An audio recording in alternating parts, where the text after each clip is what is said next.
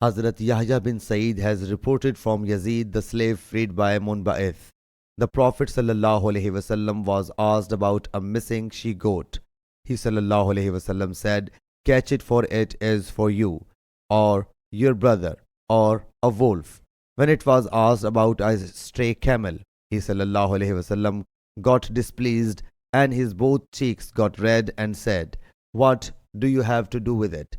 Its food and drink is with it. It will drink water and eat of the trees until its master will find it." When he ﷺ was asked about a find, he ﷺ said, "Recognize its pouch and string and announce it publicly for a year.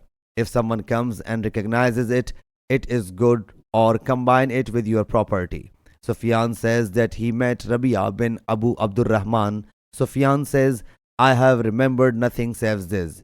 Then I said, "Has Yazid, the slave freed by Munba'is, reported this hadith about a lost thing from Hazrat Zaid bin Khalid?" He replied, "Yes."